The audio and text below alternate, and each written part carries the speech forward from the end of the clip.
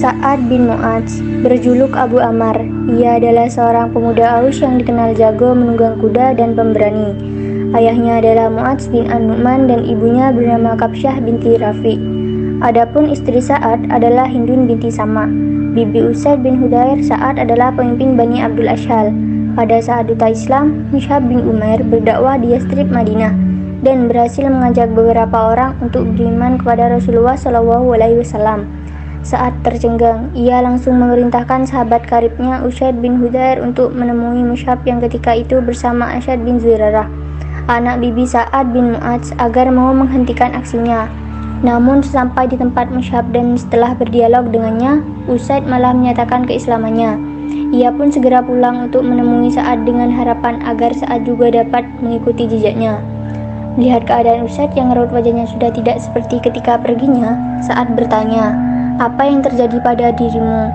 Usaid menjawab, "Aku sudah berbicara dengan dua orang tersebut. Demi Allah, aku tidak melihat keduanya tidak mempunyai kekuatan. Aku sudah melarang mereka berdua." Lalu keduanya berkata, "Kami akan melakukan sesuatu yang kau sukai. Aku sudah diberitahu bahwa Bani Haritsah sudah menemui Asyad bin Zurarah untuk membunuhnya, karena mereka tahu bahwa anak bibimu telah menghinamu." Mendengar hal itu, Sa'ad bangkit dengan marah, mengambil tombaknya lalu menghampiri As'ad bin Zurarah dan Mus'ab. Namun tatkala Sa'ad melihat keduanya yang duduk tenang-tenang saja, barulah ia menyadari bahwa Usaid bermaksud mengakalinya agar dia bisa mendengar apa yang disampaikan mereka berdua. Dengan wajah cemberut, Sa'ad berdiri di hadapan mereka berdua, lalu berkata kepada As'ad bin Zurarah, "Demi Allah, wahai Abu Umamah, kalau bukan karena ada hubungan kekerabatan antara kita, aku tidak menginginkan hal ini terjadi. Engkau datang ke perkampungan kami dengan membawa sesuatu yang tidak kami sukai."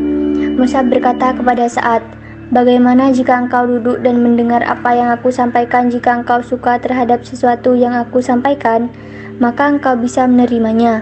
Dan jika engkau tidak menyukainya, maka kami akan menjauhkan darimu apa yang tidak kau sukai." "Engkau cukup adil," kata Sa'ad, sembari menancapkan tombaknya dan duduk bersama keduanya. Lalu Mus'ab menjelaskan Islam kepadanya dan membacakan Al-Quran dari permulaan surat Az-Zukhruf.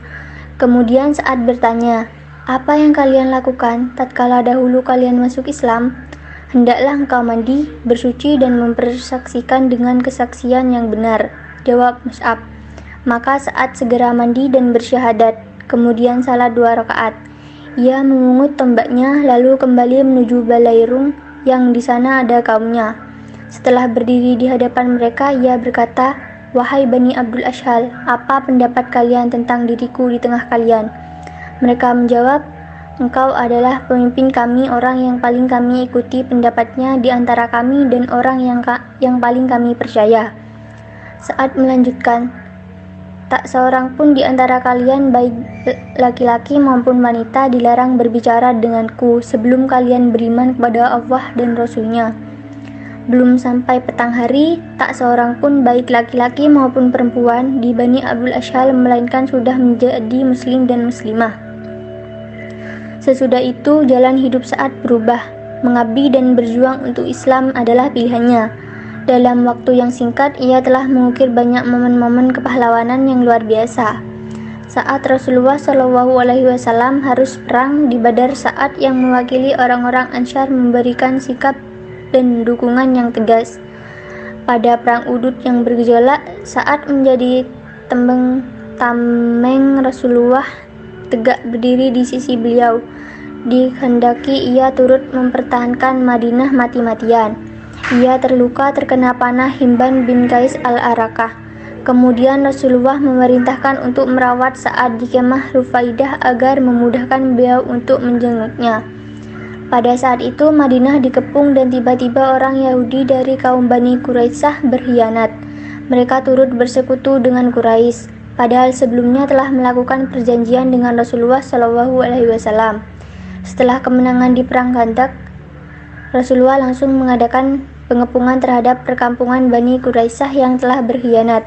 Setelah 25 hari, akhirnya orang-orang Yahudi Bani Quraisyah menyerah. Mereka meminta dihakimi oleh orang dari kaumnya sendiri. Maka Sa'ad bin Mu'adz yang disepakati dan Rasulullah menyetujui di tengah rasa sakit karena luka yang terus memburuk. Sa'ad berdoa, "Ya Allah, jangankanlah Engkau cabut nyawaku sampai aku menyelesaikan urusanku dengan Bani Quraisyah." Sa'ad bersikap tegas. Ia memutuskan hukumannya adalah para laki-laki dewasa dibunuh, para wanita dijadikan tahanan dan harta mereka dibagi rata. Rasulullah bersabda, "Sesungguhnya engkau telah menghukumi dengan apa yang ada di atas langit." Sesudah itu, hari-hari Sa'ad adalah penantian menuju keabadian. Ia memohon agar luka-luka itu mengantarkannya kepada kesyahidan. Ia kerap dijenguk oleh Rasulullah. Beliau berdoa untuk Sa'ad, "Ya Allah, sesungguhnya Sa'ad ini telah berjuang di jalanmu, maka ya terimalah ruhnya dan dengan penerimaan yang sebaik-baiknya." Saat ingin hari terakhir yang dilihatnya adalah wajah Rasulullah yang mulia. Ia pun mengucap salam, "Assalamualaikum ya Rasulullah, ketahuilah bahwa yang saya mengakui bahwa Anda adalah Rasulullah."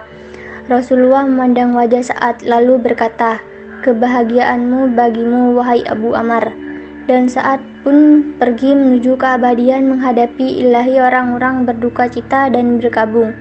Rasulullah SAW bersabda, "Sungguh kematian Sa'ad telah membuat arsy Allah terguncang."